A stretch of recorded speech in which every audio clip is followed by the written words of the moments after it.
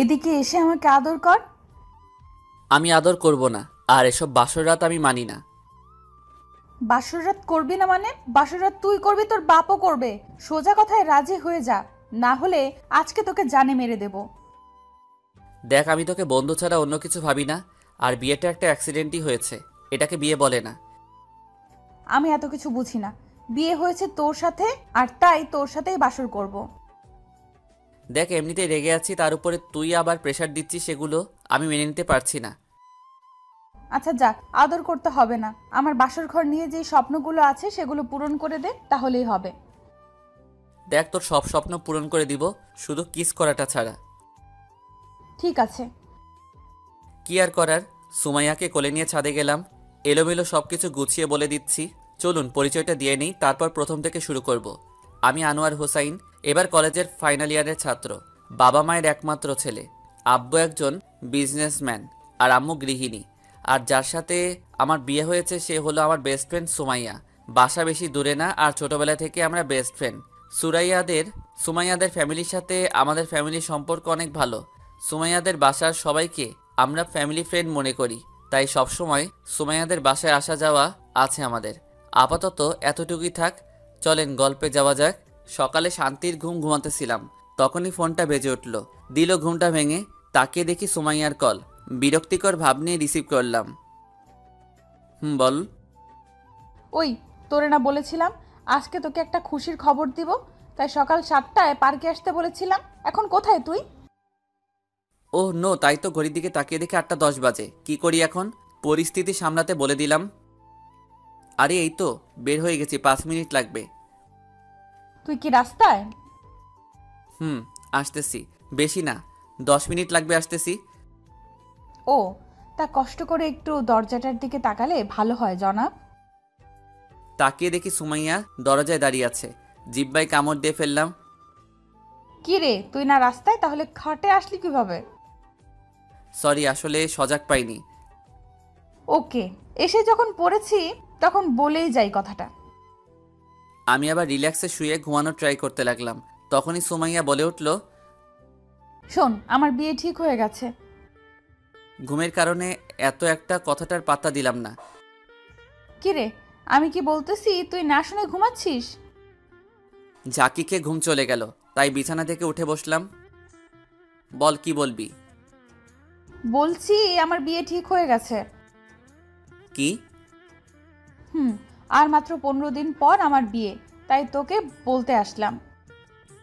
যাক, আলহামদুলিল্লাহ। তা কার জীবনটাকে নষ্ট করতে যাচ্ছি শুনি একটু। মানে কি বললি তুই? না মানে ছেলেটাকে, যে তোকে জীবনসঙ্গী বানাতে চাই। আব্বুর বিজনেস পার্টনারের ছেলে। ছেলেটা হয়তো জানে না এই মেয়েটার ব্যাপারে, তাই বিয়ে করতে চাইতেছে। যদি ওর ব্যাপারে জানতো তাহলে কখনোই সুমাইয়াকে বিয়ে করতো না। এসব ভাবনা বাদ দিয়ে সুমাইয়াকে একটু রাগাতে বললাম। তাই নাকি? যাক, আর মাত্র 15 দিন। হ্যাঁ। হুম, কিন্তু শান্তির নিঃশ্বাসটা ফেললি কেন? আমি চলে গেলে তুই খুশি হবি, তাই না? আরে না। তাহলে তুই শান্তির নিঃশ্বাসটা ফেললি কেন? আরে 15 দিন পর আমার কাঁধের পেতনি অন্য একজনের কাঁধে চলে যাবে, তাই শান্তির নিঃশ্বাসটা ফেললাম। তাকিয়ে দেখি সুমাইয়ার চোখগুলো লাল হয়ে এসেছে। এখনই আমাকে মারবে বলে মনে হইতেছে, তাই আগেই খেতার নিচে চলে যেতে লাগলাম। আর তখনই সুমাইয়া আমাকে এলোপাতাড়ি মারতে শুরু করে। আরে ব্যথা পাচ্ছি তো, সরি, মজা করেছিলাম। কুত্তা, শয়তান, বান্দর, বিলাই, আমি পেতনি, তাই না? রাখ, আজকে তোকে মেরেই ফেলবো। সরি বললাম তো। তাও মারা বন্ধ হলো না। অবশেষে উপায় না দেখে সুমাইয়ার হাতগুলো ধরে ফেললাম। এখন সুমাইয়া থামলো। কি হলো, পেতনির মার খেতে মন চাইছে না? না। তা বিয়ে নিয়ে কোনো প্ল্যান আছে নাকি তোর? হুম, আমার অনেকগুলো প্ল্যান আছে। তাই তো তোকে নিয়ে এখন একটু ঘুরতে যাব। এখন যেতে পারবো না, বিকেলে যাব। তুই এখন বাসায় যা। আর কলেজে যাবি তো নাকি? হুম, আর আমি এখনই তোকে নিয়ে ঘুরতে যাব। অবশেষে উপায় না দেখে যেতে রাজি হলাম। তারপর সোমাইয়াকে রুমে বসিয়ে দিয়ে আমি ফ্রেশ হতে চলে গেলাম। তারপর সোমাইয়াকে নিয়ে নিচে গিয়ে নাস্তা করে নিলাম। তারপর ঘোরাফেরা করতে লাগলাম। দুপুরে হোটেলে খেয়ে নিয়েও ওর আবার এক জায়গায় গেলাম ঘুরতে। সুমাইয়ার সব ঘোরাফেরা শেষ হয় বিকেলে। সুমাইয়াকে ওর বাসায় নামিয়ে দিলাম। বিকেলে বাসায় এসে ফ্রেশ হয়ে নিলাম। রাতে সুমাইয়া ফোন দিল। কিরে এখন ফোন দিয়েছিস কেন? তুই এখন পার্কে চলে আয় তো। এখন কেন? তুই আয়, তোকে একজনের সাথে পরিচয় করিয়ে দিব। কার সাথে পরিচয় করিয়ে দিবি বল আগে। তুই আয়, আসলেই দেখতে পাবি কার সাথে পরিচয় করিয়ে দেই। তো আর কিছু বলার আগেই ফোনটা কেটে দিল। এই মেয়েটাকে নিয়ে আর পারি না। মাঝে মাঝে এমন কিছু বলে বসে যা বলার মতো না। যাক, বিয়ের আর কিছুদিন বাকি, তাই সহ্য করে নেই। রেডি হয়ে চলে গেলাম পার্কে। অনেকক্ষণ খোঁজাখুঁজি করে সুমাইয়াকে বের করলাম এক কোনায়। নির্জন জায়গায় বসে আছে সুমাইয়া, সাথে একটা কেউ আছে খেয়াল করলাম। কাছে গিয়ে দেখি একটা ছেলে সুমাইয়ার সাথে বসে আছে। কিছুটা অবাক হলাম। কিরে, তোর আসতে এত সময় লাগে? আসতে সময় লাগেনি, তোকে খুঁজে বের করতে সময় লেগেছে। ও, উনি কে সুমাইয়া? ও হলো শাওন, তোর হবু দুলা ভাই। ওহ, হ্যালো ভাই। হ্যালো। আয়, তোরা বসে কথা বল, আমি গিয়ে ফুচকা খেয়ে আসি। সুমাইয়াটা আমাকে ফাঁসিয়ে দিয়ে চলে গেল ফুচকা খেতে। কি বলবো ওনার সাথে বুঝতেছি না। তখনই শাওন বলে উঠল, তোমার কথা সুমাইয়া আমাকে অনেক বলেছে। তুমি কি সুমাইয়ার ক্লাসমেট? ভাইয়া, সুমাইয়া মেয়েটা অনেক ভালো। রাগটা একটু বেশি, তবে মনটা অনেক ফ্রেশ। তাই তো দেখতেছি। তা তুমি সুমাইয়াকে ভালোবাসো না? ফ্রেন্ড হিসেবে অনেক ভালোবাসি আমি, তার চেয়ে বেশি কিছুই না। ওকে, তা সুমাইয়ার বিয়ে হয়ে গেলে তোমার কষ্ট হবে না? বেস্ট ফ্রেন্ড চলে গেলে কার না কষ্ট হবে বলেন। তবে কিছুদিন পর সব ঠিক হয়ে যাবে ইনশাল্লাহ। তুমি সত্যিই খুব ভালো। আর ধন্যবাদ এতদিন সুমাইয়াকে আগলে রাখার জন্য। আরে কি বলেন। আচ্ছা ভাইয়া, আমাকে এখন বাসায় যেতে হবে। ওকে, সাবধানে যেও। ওকে, ভালো থাকবেন, পরে কথা হবে। আর সুমাইয়াকে আমি পাঠিয়ে দিতেছি। বলেই সেখান থেকে কেটে পড়লাম। সুমাইয়ার কাছে এসে দেখি ফুচকা খাচ্ছে। সুমাইয়া পারেও ফুচকা খেতে। ওই তোর খাওয়া শেষ হয়েছে, আমি গেলাম। তুই ওনার সাথে কথা বলা শেষ করে পরে আয়। ওকে। আরেকটা কথা, বিয়ের আগে এমন কিছু করিস না। বুঝতেই তো পারছিস কি বলতে চাইতেছি। তুই আমাকে নিয়ে এত চিন্তা করা শুরু করলি কবে থেকে? তোর ভালোর জন্যই বললাম। ওকে, তুই চিন্তা করিস না, কথা দিলাম তোকে এমন কিছুই হবে না বিয়ের আগে। ওকে, তাহলে তুই থাক, আমি গেলাম। তারপর সেখান থেকে বাসায় চলে আসলাম। এসে সেদিনের মতো ঘুমিয়ে গেলাম। এভাবে 12 দিন চলে গেল। সুমাইয়া অনেক খুশি, যা ওকে দেখেই বোঝা যাচ্ছে। আর এই কয়েকদিন সুমাইয়া আমাকে সব সময় ওর সাথে রেখেছে। আর মাত্র 3 দিন বাকি ওর বিয়ের। বাসাটা প্রায় সাজানো শেষ, প্রায় সব আত্মীয় আসা শেষ। কারণ কালকে সুমাইয়ার গায়ে হলুদ, আর বাসাটা পুরো মানুষে ভর্তি। সকালে ঘুমাচ্ছিলাম, তখনই সুমাইয়ার কল আসলো, তাই ঘুমের চোখে ফোনটা রিসিভ করলাম। বল, কি বলবি? তুই এখনই আমাদের বাসায় আয়, কাজ আছে। দেখ, কাল রাত 1টায় এসে ঘুমিয়েছি, তাই এত সকালে আসতে পারবো না। আসবি কেন? আমি এখন কে? আর আমাকে দিয়ে কি কাজ আছে? পরশু দিনের পর থেকে আর ডাকবো না তোকে, থাক, আশা লাগবে না তোর। সুমাইয়ার কথা শুনে টাসকি খেয়ে গেলাম। কি বলবো কিছুই বুঝতেছি না। এই তুই ইমোশনাল টর্চার করা শিখলি কবে থেকে? তুই আসবি কিনা এটা বল। পেতনি, ইমোশনাল টর্চার করে এখন বলিস আসবো কি না? আসতেছি পেতনি। বলেই ফোনটা রেখে দিলাম। তারপর উঠে ফ্রেশ হয়ে নাস্তা করে চলে গেলাম সোজা সুমাইয়াদের বাসায়। তোর আসতে এতক্ষণ সময় লাগে? লেগে গেছে। তা কিসের জন্য আসতে বলেছিস সেটা বল। তুই বস, আমি রেডি হয়ে আসতেছি, তারপর তোকে নিয়ে একখানে যাব। বলেই সুমাইয়া রুমে চলে গেল রেডি হতে। কিছুক্ষণ পর রেডি হয়ে আসলো। এরপর দুজনে গিয়ে গাড়িতে উঠে বসলাম। সুমাইয়া নাকি ড্রাইভ করবে। আমি আর না করলাম না। আমি ওর পাশে বসে রইলাম আর সুমাইয়া মনের আনন্দে চালাতে লাগলাম। কোথায় যাবি বলতো? কাল থেকে তো অনেক বিজি হয়ে যাব, তাই ভাবতেছি আজকে সারা দিন তোর সাথে ঘুরে ফিরে কাটাই। আজকে মন খুলে ঘোরার আমার শেষ দিন, আর আমার সাথে ঘোরার তোর শেষ দিন। সুমাইয়ার কথা শুনে মনটা খারাপ হয়ে গেল। কি বললো কিছুই বুঝতেছি না। মনটা খারাপ হয়ে গেল, তাই চুপ হয়ে গেলাম। আরে মন খারাপ করার কি আছে? না, এমনি। আরে বোকা, আমার বিয়ে হয়ে যাবে তো কি হয়েছে? আমার বেস্ট ফ্রেন্ড তো তুই থাকবি সারা জীবন। আর আমাদের বাসায় আসলে তো তোর সাথেই কাটাতে হবে দিন। হুম। আচ্ছা, এসব কথা বাদ দিয়ে অন্য কথা বল। তাই ভালো। তাই এটা বল, বাসর রাতে তোর প্ল্যান কি? মানে? মানে বাসর রাত নিয়ে তোর কি স্বপ্ন? সুমাইয়া কিছুক্ষণ কি যেন ভাবতে লাগলো, তারপর বলতে শুরু করলো। অনেক স্বপ্ন আছে, কিন্তু কাউকে বলবো না। আমাকেও বলবি না? তোকে বলা যায়, কারণ তুই তো আমার ব্যাপারে সব জানিস। তাহলে বল শুনি। প্রথমে আমার বরকে বলবো আমাকে কোলে নিয়ে ছাদে যেতে। তারপর আমি আমার বরের কাঁধে মাথা রেখে চাঁদ দেখবো অনেকক্ষণ। তারপর আবার কোলে নিয়ে রুমে নিয়ে আসবো। তারপর আমাকে একটা শাড়ি দিয়ে বলবে যে এটা পরে ওনার সামনে থাকতে। এরপর এসে দেখবো উনি শুয়ে আছে, আমিও গিয়ে ওনার পাশে শুয়ে পড়বো। সকালে কথা হবে বলে উনি শুয়ে পড়বে। তারপর আমি আমার বর ঘুমিয়ে যাওয়ার পর আমি তার সারা মুখে অনেকগুলো কিস করে আমিও ঘুমিয়ে পড়বো। সুমাইয়ার মুখে এসব কথা শুনে আমি হা হয়ে ওর দিকে তাকিয়ে রইলাম। কিরে, এভাবে তাকিয়ে কি দেখছিস? না, ভাবছি তুই এত রোমান্টিক হয়েছিস কবে থেকে? আমি রোমান্টিক ছোট থেকেই, কিন্তু মনের মতো কাউকে পাইনি বলে এতদিন রোমান্টিকতা লুকিয়ে রেখেছিলাম। তার কি এমন প্রতিভা আছে তোর যা আমি জানি না? আর কিছুই নেই।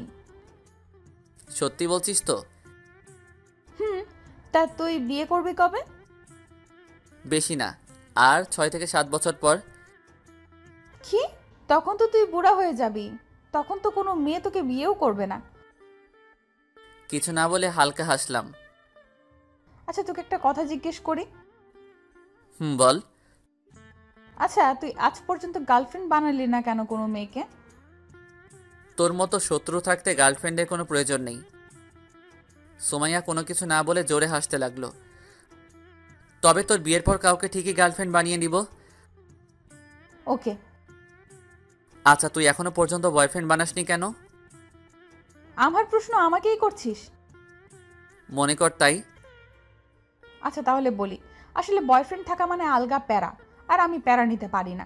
আর বয়ফ্রেন্ডের সাথে নিজের যা শেয়ার করতাম তা তোর সাথেই করতে পারি, তাই ওইসব বয়ফ্রেন্ডের প্রয়োজন পড়েনি। ও, তা বিয়ের পরে কি করবি ভাবছিস? বরকে নিয়ে হানিমুনে যাব। তারপর তো পরীক্ষা চলে আসবে, পরীক্ষা দিয়ে আবার অবসর সময়টা কাটাতে দেশের বাইরে থেকে ঘুরে এসে ভার্সিটিতে ভর্তি হয়ে যাব। ভালোই। তারপর সারাদিন ঘোরাফেরা করে সন্ধ্যায় সুমাইয়া আমাকে বাসার সামনে নামিয়ে দিয়ে গেল। আমি ভেতরে চলে যাচ্ছিলাম, তখনই সুমাইয়া আবার ডাক দেয়। আমি গাড়ির কাছে আসতেই বলল, কাল সকালে আন্টি আঙ্কেলকে নিয়ে আমাদের বাসায় চলে আসবি। না আসলে যে তোর অবস্থা আমি কি করব তা তুই ভাবতেও পারবি না। ওকে, যা, তুই সকালে আব্বু আম্মু নিজেরাই চলে যাবে, তুই চিন্তা করিস না। ওকে, থাক তুই, আমি গেলাম। তারপর বাসায় গিয়ে খাওয়া দাওয়া করে দিলাম এক ঘুম। সকালে আম্মুর ডাকে ঘুম ভাঙে। কিরে, সুমাইয়া ফোন দিতেছে, যাবি না তুই? তোমরা যাও, আমি একটু পরে আসতেছি। আম্মু আর কিছু না বলে চলে গেল। আমি আরও কিছুক্ষণ ঘুমিয়ে নিয়ে তারপর উঠে ফ্রেশ হয়ে চলে গেলাম সুমাইয়াদের বাসায়। গিয়ে সবার আগে সুমাইয়ার সাথে দেখা করলাম। আমাকে দেখেই রেগে লাল হয়ে গেল। তোর এতক্ষণে আসার কথা ছিল? সরি রে, আসলে রেডি হতে দেরি হয়ে গেছে। আন্টি আমাকে বলেছে তুই কোথায় দেরি করেছিস। ও সরি। দুপুরেরটা ভালোই কেটে গেল। বিকেলে হালকা রেস্ট নিতে শুয়েছিলাম, তখনই খেয়াল করলাম আঙ্কেল মন খারাপ করে আব্বুকে কিছু বলতেছে। চেহারায় অনেক টেনশন আঙ্কেল আন্টির। তাই কি হয়েছে জানতে গেলাম ওনাদের কাছে। কি হয়েছে আঙ্কেল? না, কিছু না। কিছু তো একটা হয়েছে। আন্টি কি হয়েছে আপনি বলেন তো একটু। আসলে শাওনদের বাসা থেকে ফোন এসেছিল। ওরা বলেছে শাওন নাকি কোনো এক মেয়েকে নিয়ে বাসা থেকে পালিয়ে গেছে, তাই বিয়েটা হবে না। কি? হ্যাঁ বাবা। এখন এগুলো বললে কিভাবে হবে? সব আয়োজন করা শেষ, বাসায় সব মেহমানও চলে এসেছে। এখন বিয়ে হবে না বললে কিভাবে চলবে? মানুষের কাছে কিভাবে মুখ দেখাবো এটা ভাবছি। সবাই কি বলবে আমাদেরকে।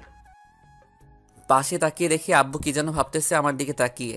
তারপর বলে উঠল, হোসাইন, তুমি একটু ভিতরে যাও, আর কথাটা যেন সুমাইয়া বা কেউ জানতে না পারে, ঠিক আছে?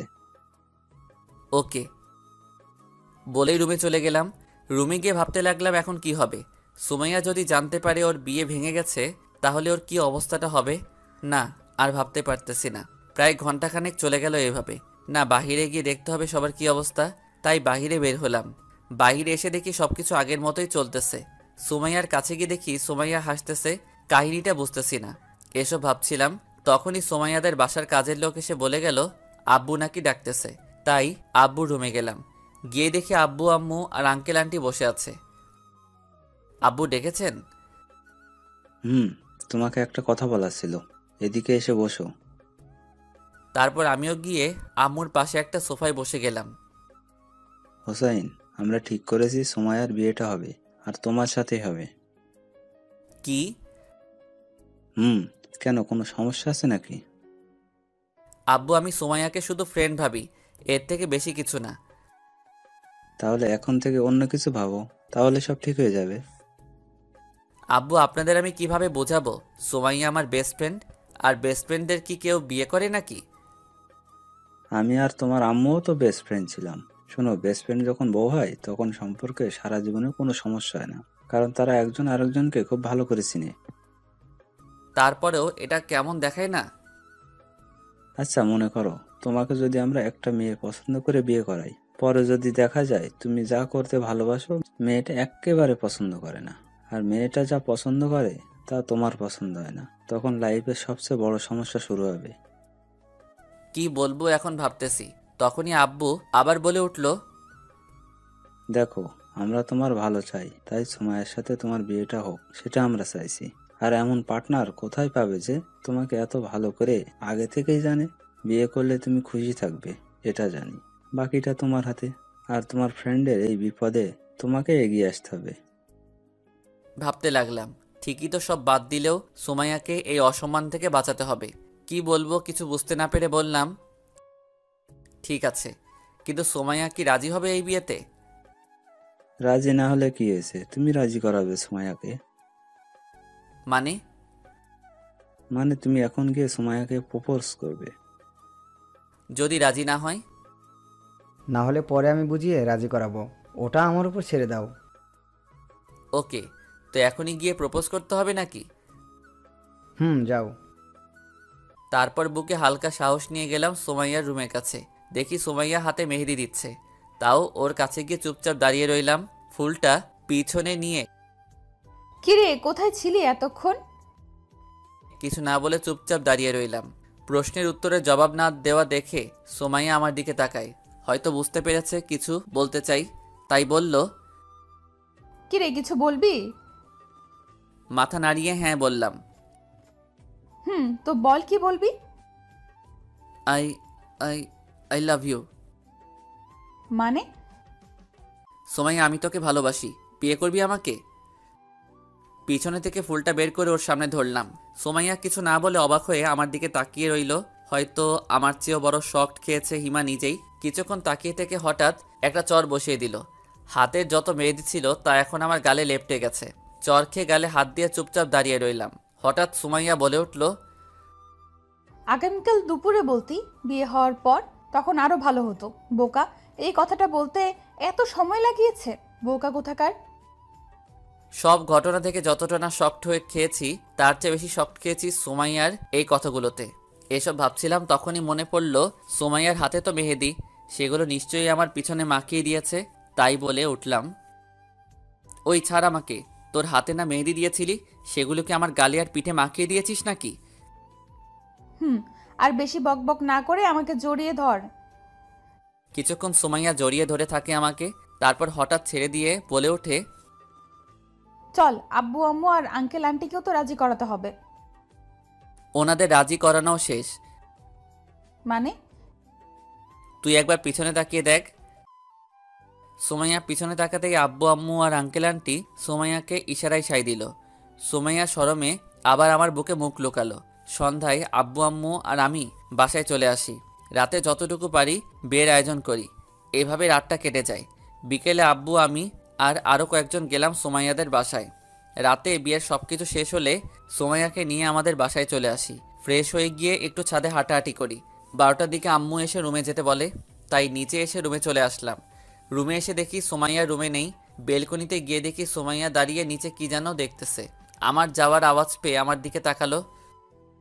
কি রে, তুই এসে গেছিস? তা তুই এখানে কি করছিস? এমনি সবাই মিলে খাটে বসিয়ে দিয়ে গেছে, অনেকক্ষণ থাকার পর ভালো লাগছিল না, তাই এখানে দাঁড়িয়েছিলাম। ও আয়, রুমে আয়। সুমাইয়া আর আমি রুমে চলে আসি। একটা কথা বলতো, তুই কি আমাকে ভালোবাসিস? সুমাইয়ার মুখে এই কথা শুনে হালকা অপ্রস্তুত হয়ে গেলাম। হঠাৎ এমন কথা বলছিস কেন? তুই যখন আমাকে প্রপোজ করেছিলি তখন আমি তোর চোখে ভালোবাসা দেখিনি, তাই জিজ্ঞেস করলাম। আচ্ছা বলতো, তখন কেন বলেছিলি ভালোবাসিস? তোকে ভালোবাসি না এটা মনে করিস না, তবে ওই সময় বলেছি কারণটা হলো। তারপর গতকালে সব কিছু খুলে বললাম সুমাইয়াকে। সব শুনে সুমাইয়া চুপ হয়ে গেল। দেখ, বেস্ট ফ্রেন্ড হিসেবে আমি তোকে অনেক ভালোবাসি, কিন্তু তুই বউ হলে কি হবে না কেমন দেখাবে ওইটা নিয়ে কখনো ভাবিনি। আচ্ছা, বিয়েটা কি আমাকে বিপদ থেকে উদ্ধার করার জন্য করেছিলি?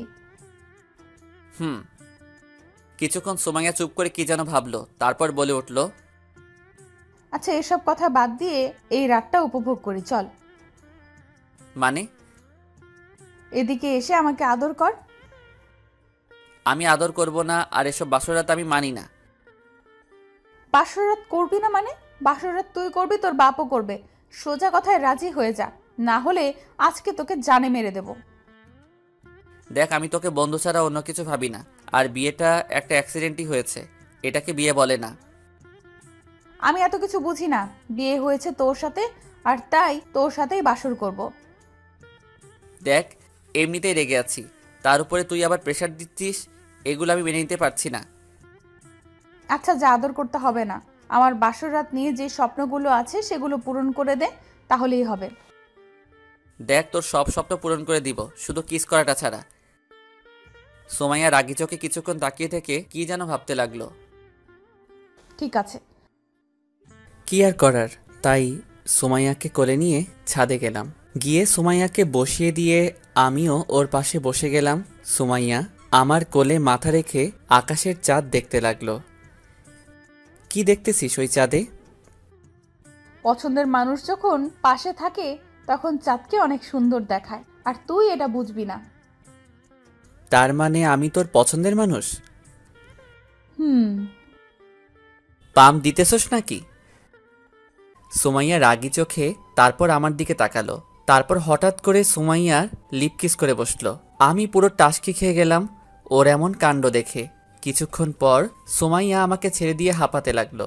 আমার এখনো ঘোর কাটেনি, তাই টাসকি খেয়ে বসে আছি। এবার হয়েছে বিশ্বাস, এবার কোলে নিয়ে রুমে চল। কিছু না বলে সুমাইয়াকে নিয়ে সোজা রুমে চলে আসলাম। তারপর সুমাইয়াকে নামিয়ে দিয়ে ফ্রেশ হতে চলে গেলাম। ফ্রেশ হয়ে এসে দেখি সুমাইয়া সব গহনা খুলতেছে ড্রেসিংয়ের সামনে বসে। রুমে বেশি একটা আলো নেই, তার উপরে যা আছে সবগুলো মোমবাতি, আর তার সামনেই বসে সুমাইয়া গহনাগুলো খুলতেছে। মোমবাতির আলোয় সুমাইয়াকে এক মায়াবতী লাগতেছে। মায়াপুরীর হয়তো রানী, হয়তো সুমাইয়া। এই প্রথম সুমাইয়ার দিকে বন্ধু ছাড়া অন্যভাবে তাকিয়েছি। এসব ভাবছিলাম, তখনই সুমাইয়া এসে হালকা ধাক্কা দিয়ে বলল, কি রে, এইভাবে আমার দিকে তাকিয়ে কি দেখছিলি? কিছু না। এইভাবে তাকিয়ে থাকলে আমার প্রেমে পড়ে যাবি। যা, গিয়ে ফ্রেশ হয়ে আয়। সারাদিনে অনেক টায়ার্ড, তাই বেশি কিছু না বলে শুয়ে পড়লাম। জানি সুমাইয়া বাহিরে এসে আবার কিছু একটা করে বসবে, তাই চুপ করে শুয়ে রইলাম। কিছুক্ষণ পর সুমাইয়া এসে সোজা আমার উপরে শুয়ে গেল। এমনটাই হবে জানতাম, তাই অবাক হলাম না। সুমাইয়াকে বললাম, কি হলো, তুই আমার উপরে উঠে শুয়ে পড়লি কেন? ওই পাশে জায়গা আছে, যা গিয়ে ওইখানে শুয়ে পড়। কুত্তা, তুই না বললি আমাকে ভালোবাসিস না, তাহলে আমার জন্য ওয়াশরুমে শাড়ি রেখে আসলি কেন? তুই না বলেছিলি তোর বাসরাতের স্বপ্নের মধ্যেও এটাও একটা, তাই স্বামী হিসেবে পূরণ করে দিলাম। আমি তো বলেছিলাম আমার স্বামী আমাকে ভালোবেসে রাখবে শাড়িটা, তা তুই কি এটা ভালোবেসে রেখেছিলি? না। ও আচ্ছা, তাহলে তুই ঘুমিয়ে যা, সকালে কথা হবে। এমনিতে সারাদিনের ক্লান্তিকর ছিল, তাই তাড়াতাড়ি ঘুমিয়ে গেলাম। সকালে কারো কথা বলার শব্দে ঘুম ভাঙলো। তাকিয়ে দেখি আম্মু রুম থেকে বেরিয়ে যাচ্ছে, আর পাশে তাকিয়ে দেখি সুমাইয়া আমার বুকে মাথা রেখে কি কি যেন ভাবতেছে। কিরে আম্মু এসেছিল কেন? তোকে ডাকতে এসেছিল। আমি বললাম আম্মুকে চলে যেতে, আমি তোকে নিয়ে আসছি। তুই আমার বুকে শুয়ে আছিস কেন? মন চেয়েছে তাই। আর তুই তাড়াতাড়ি গিয়ে ফ্রেশ হয়ে নে, না হলে আর কেউ রুমে আসলে তোকে নিয়ে হাসাহাসি করবে। কেন, কি করেছিস তুই? আমার শেষ স্বপ্নটাও পূরণ করে নিয়েছি। তার মানে আমার সারা মুখে লিপস্টিকের দাগ লেগে আছে, তাই তো? সুমাইয়া হালকা লজ্জা পেল। উঠে ফ্রেশ হতে চলে গেলাম। ওয়াশরুমের আয়নায় তাকিয়ে দেখি সত্যি মুখের কয়েকটা জায়গায় লিপস্টিকের দাগ লেগে আছে। শাওয়ার নিয়ে তাড়াতাড়ি চলে আসলাম। এসে দেখি বিছানাটা গুছাচ্ছে, তাই আমিও রেডি হতে লাগলাম। সুমাইয়া গিয়ে ফ্রেশ হয়ে আসার পরে দুজনে চলে গেলাম নিচে নাস্তা করতে। তারপর নাস্তা করে আমি উপরে চলে আসলাম। কিছুক্ষণ পর দেখি সুমাইয়াও রুমে চলে আসলো, এসে আমার পাশে বসে গেল। আজকে আমাদের সংসার লাইফের প্রথম দিন। তোর কাছে কেমন লাগতেছে আমি জানি না, তবে আমার কাছে অনেক ভালো লাগতেছে। তা সংসারে যে কাজ করতে হয় তা কি জানিস না? জানি, গিয়েও ছিলাম, কিন্তু আম্মু তোর খেয়াল রাখতে পাঠিয়ে দিয়েছে। আমি স্কুলের বাচ্চা না যে তোকে খেয়াল রাখতে হবে। যা গিয়ে আমার জন্য কফি নিয়ে আয়। তোর কফি তুই গিয়ে নিয়ে আয়। এখন কিন্তু আমি তোর স্বামী, আর স্বামীর কথা স্ত্রীকে শুনতে হয়, তা কি তুই জানিস না? সোমাইয়া রাগী একটা ভাব নিয়ে তাকিয়ে উঠে চলে গেল। কিছুক্ষণ পর কফি নিয়ে আসলো আমার জন্য। স্বামী সাহেব, নিন আপনার কফি। হালকা মুচকি হেসে কফিটা নিয়ে নিলাম। তারপর সোমাইয়া এসে আবার আমার কোলে শুয়ে গেল। ওই, তুই কোলে শুয়েছিস কেন? চুপচাপ বসে থাক। আমি তোর একটা কথা শুনেছি না, তুইও এখন আমার একটা কথা শুনবি। ও, তার মানে এই কারণেই কফিটা এনে দিয়েছিলি? আমি এখন একটু ঘুমাবো, আর তোর কোলে মাথা রেখেই ঘুমাবো। কিছু না বলে আমি আবার ফোন টিপায় মন দিলাম। সন্ধ্যায় আব্বু আমাকে আর সুমাইয়াকে তার রুমে যেতে বলল। বুঝতে পারলাম না ডাকার কারণটা কি। সুমাইয়া আর আমি গেলাম আব্বুর রুমে। গিয়ে দেখি আব্বু আম্মু দুজনে বসে আছে। আব্বু ডেকেছিলেন আমাদের? কালকে সকালে সুমাইয়াদের বাসা থেকে লোক এসে সুমাইয়াকে নিয়ে যাবে, আর তোমাকেও। আর তোমরা হানিমুনে কোথায় যাবে বলে ঠিক করেছো? আব্বুকে এখন কি বলবো বুঝতেছি না। তখনই সুমাইয়া বলে উঠল, আব্বু সামনে তো পরীক্ষা, তাই এখন হানিমুনে যেতে চাইছি না। পরীক্ষার পর হানিমুনে নিয়ে চিন্তা করব। ওকে, সমস্যা নাই, তাহলে রেডি হয়ে থেকো কালকে যাওয়ার জন্য। আচ্ছা বলেই সুমাইয়া আর আমি চলে আসলাম। ওই, আব্বু প্রশ্ন করার পর তুই কিছু বললি না কেন? তোদের শ্বশুর আর বৌমার মধ্যে আমি কথা বলে কি করব? আচ্ছা, আমাদের প্রথম বেবি কিন্তু ছেলে নিব। সোমাইয়ার কথা শুনে হাঁ করে ওর দিকে তাকিয়ে রইলাম। কি বলে মেয়েটা? কি রে, এইভাবে হা করে তাকিয়ে আছিস যে? ওই, তুই কোন কথার মাঝে কোন কথা নিয়ে আসিস? বিয়ে হয়েছে 2 দিনও হলো না, আর উনি এসেছে প্রথম সন্তান কি নিব? আরে ভবিষ্যতের প্ল্যানিং করতে হবে না গাধা? তুই কর তোর ভবিষ্যতের প্ল্যানিং, আমি গেলাম ছাদে। বলেই ছাদে চলে আসলাম। এসে সন্ধ্যায় আকাশটা উপলব্ধি করতে লাগলাম। কিছুক্ষণ পর হঠাৎ পিছন থেকে কেউ জড়িয়ে ধরল। না দেখেই বুঝে যাই এটা সুমাইয়া ছাড়া আর কেউ না, তাই ওর দিকে তাকালাম না। হঠাৎ সুমাইয়া বলে উঠল, সন্ধ্যার আকাশ দেখতে যে কেউ একজন লাগে তা কি তুই জানিস? না, তা একটু কষ্ট করে বলবেন কাকে লাগে পাশে? নিজের ভালোবাসার মানুষটা। আমার তো কোনো ভালোবাসার মানুষ নেই, তাই একাই দেখছি। এটা বলা মাত্রই সুমাইয়া পিঠে কামড় বসিয়ে দেয়। ওই কি করছিস? ছাড় ছাড়। আর বলবি ভালোবাসার মানুষ নেই? পাগড়িটাকে শান্ত করতে তাই না করলাম, না হলে কামড় ছাড়বে না। এই তো গুড বয়। কেন এসব বাজে বাজে কথা বলে আমাকে রাগিয়ে দিস বলতো? ব্যথা করতেছে জায়গাটা। ঠিকই আছে, আর যেন না বলিস, তাই কামড়টাও জড়িয়ে দিয়েছি।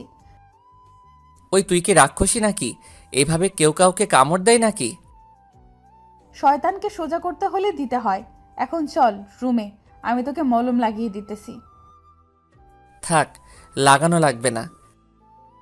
আবার বেশি কথা বলছিস, চল। হালকা ব্যথাও ছিল, তাই ভাবলাম রুমে এসে মলমটা লাগিয়ে নেই। তাই সুমাইয়াকে বললাম, চল তাহলে।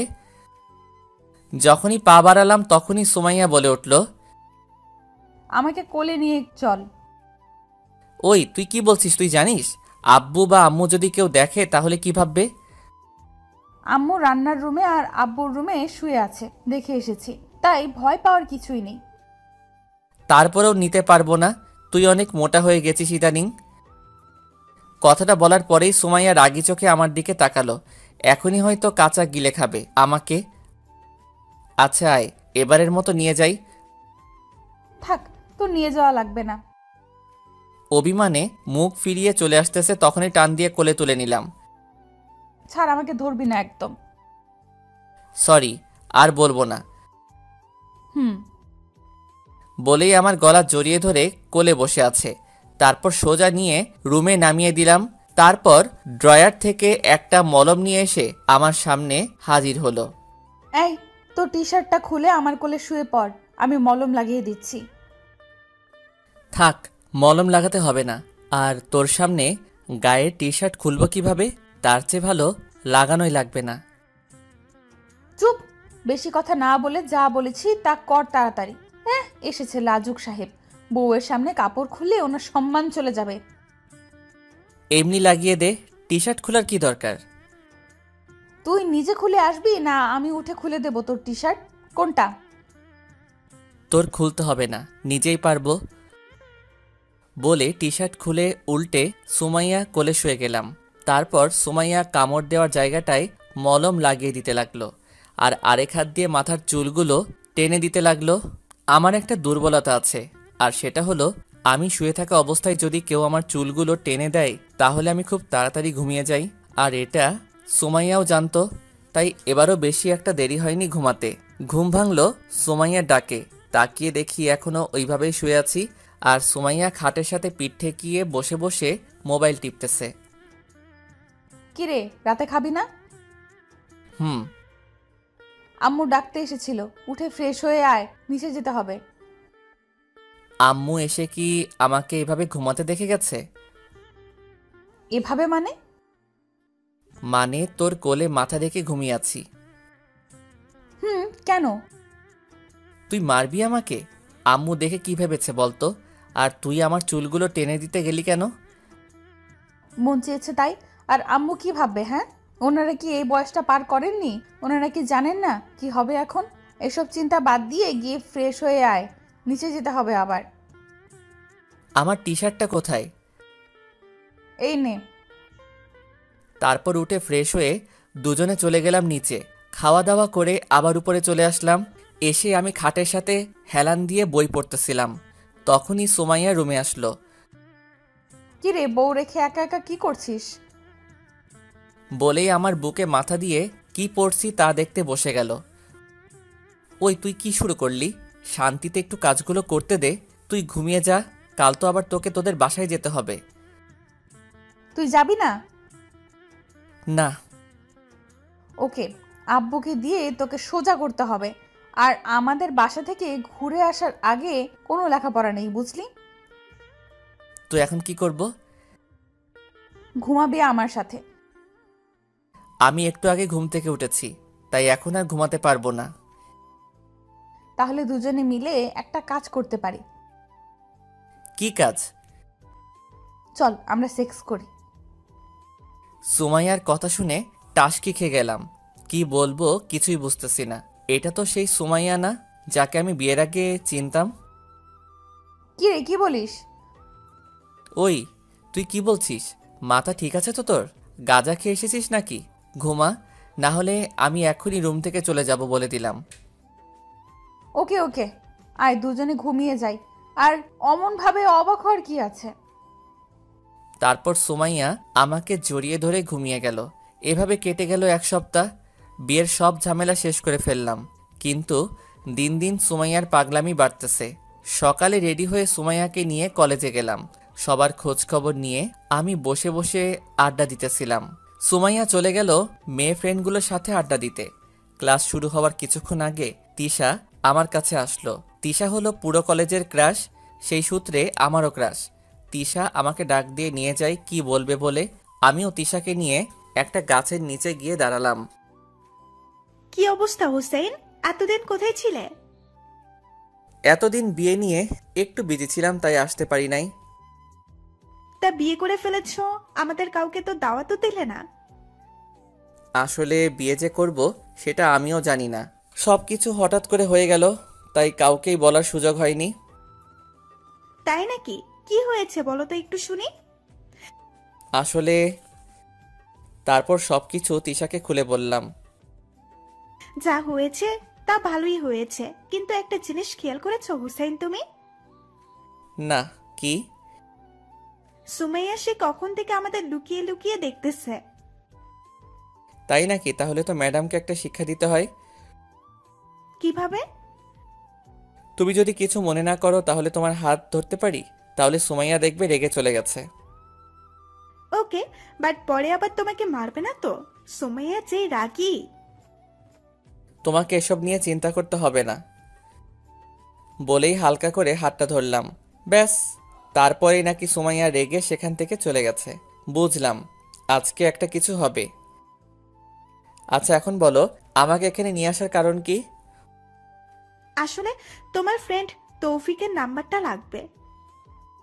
ও, আমাকে না জানিয়ে এত দূরে চলে গেছো তোমরা? আরে তৌফিক তো এখনো জানেই না, আর তাই তো তোমার কাছ থেকে নাম্বারটা নিচ্ছি। ওকে, 017, আর কোনো হেল্প লাগলে বলবে, আমি আছি তোমাদের পাশে। ওকে। আচ্ছা চলো, ক্লাসের সময় হয়ে গেছে, এবার যাওয়া যাক।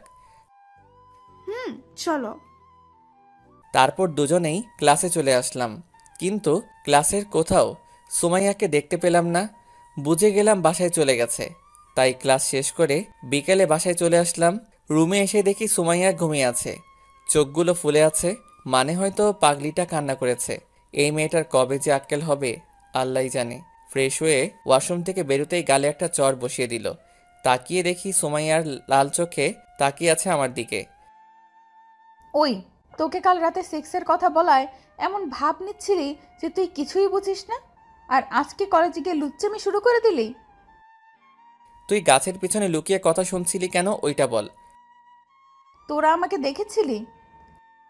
হুম, আর তোকে দেখেই একটু অ্যাক্টিং করেছি। আর স্বামীকে সন্দেহ করাটা বন্ধ কর পেতনি। এগুলো আগে বলিসনি কেন? তাহলে তো থাপ্পড়টা খেতে হতো না। সর এখান থেকে। আর ভুলেও যদি একবার হাত তুলিস আমার উপর, তাহলে তোর হাত পা ভেঙে তোর গাদে ঝুলিয়ে রাখবো বলে দিলাম। তুই কোনো মেয়েদের দিকে তাকাস না, তাহলেই আমি আর তোকে মারবো না। ঠিক আছে, তাহলে আজ থেকে তোর দিকেও তাকাবো না। আমার দিকে না তাকালে মিনিটে 10টা থাপ্পড় খাবি বলে দিলাম। তুই না বললি কোনো মেয়ের দিকে না তাকাতে, তাহলে আবার তোর দিকে কিভাবে তাকাবো? নাকি তুই পুরুষ, কোনটা? চুপ, বেশি কথা বলবি না। আমি ছাড়া আর কোনো মেয়ের দিকে সহজে তাকাবি না, আর তাকালে থাপ্পড়ের কথাটা মনে করিস।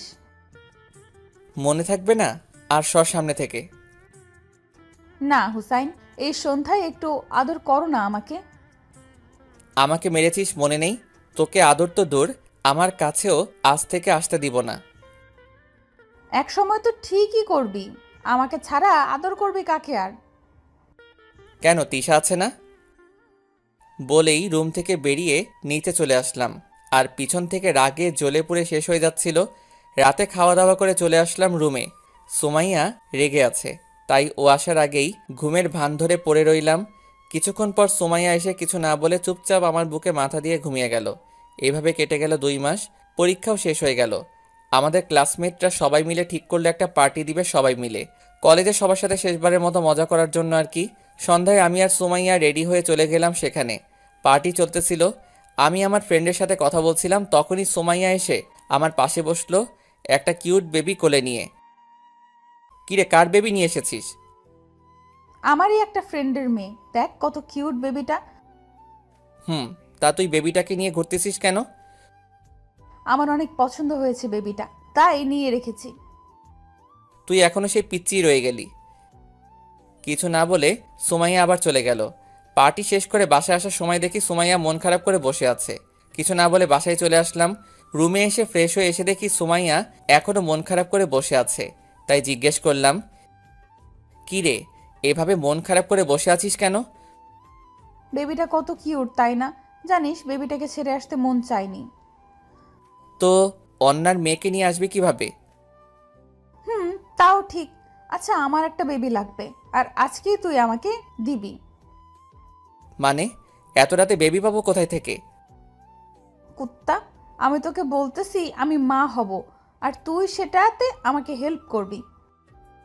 ওই তোর বয়স কত যে তুই মা হবি, পিচ্চি মেয়ে একটা? ওই, বেশি কথা না বলে আমাকে হেল্প করবি কিনা বল। না, বয়স হোক তোর, তখন মা হইস। দেখ, শেষবারের মতো বলছি, দিবি কিনা বল, না হলে আমি এক্ষুনি আমাদের বাসায় চলে যাব। চলে যা, তারপরে আমি রাজি না। আর তুই তো ভার্সিটিতে উঠবি কয়েকদিন পর, এখন এসব চিন্তা বাদ দিয়ে ঘুমা। সোমাইয়া আর কিছু না বলে ওর ব্যাগ গোছাতে লাগলো। আমি ওর পাগলামিগুলো দেখতে লাগলাম। ওই বেবিটা দেখার পর কি যে হলো ওর আল্লাহ জানে। মা হতে উঠে পড়ে লেগেছে। এসব ভাবছিলাম, তখনই দেখি ওর ব্যাগ গোছানো শেষ। যখনই রুমের দরজা খুলতে যাবে তখনই ওর হাতটা ধরে ফেললাম। ওকে বেরোতে দেওয়া যাবে না। সুমাইয়া, কি হয়েছে তোর? এরকম করছিস কেন? তুই মাত্র কলেজ লাইফ শেষ করেছিস, এখনই বেবি নিয়ে কি করবি তুই? আমার একটা বেবি লাগবে, তুই দিবি কিনা বল, না হলে ছাড় আমাকে, আমি এক্ষুনি চলে যাব। মা হওয়া এত সোজা না, আরও একবার ভেবে দেখ, পরে আমাকে বলতে পারবি না বলে দিলাম। সুমাইয়া অবাক হয়ে আমার দিকে তাকায়, তারপর ওর হাতের ব্যাগটা ফেলে দিয়ে এক লাফে আমার কোলে উঠে যায়। তারপর আর কিছু বলার আগে আমার ঠোঁটগুলো নিজের ঠোঁট দিয়ে বন্ধ করে দিল। 2 বছর পর কেটে গেল আমাদের সংসারের, আর ছোট একটা বেবিও আছে আমাদের। আজকে সুমাইয়া ভার্সিটিতে যায়নি, তাই বিকেলে ভার্সিটি থেকে ফিরে এসে দেখি সুমাইয়া রুমে একা বসে আছে। কি রে, তুই একা বসে আছিস? বাবু কই? বাবুকে আম্মুর কাছে দিয়ে এসেছি সামলাতে। কেন? আম্মু আমাদের বাবুকে সামলাবে, আর আমি আম্মুর বাবুকে সামলাবো। কোনটা বলিস? তোর মতলবটা ভালো লাগতেছে না। ভালো লাগা লাগবে না। বলেই ধাক্কা মেরে খাটে ফেলে দেয়। তারপর আর কি, চলতে লাগলো আমাদের প্রেম কাহিনী। দোয়া করবেন সবাই, আমরা যেন সুখে শান্তিতে দিন কাটাতে পারি। ভালো থাকবেন সবাই। আল্লাহ হাফেজ।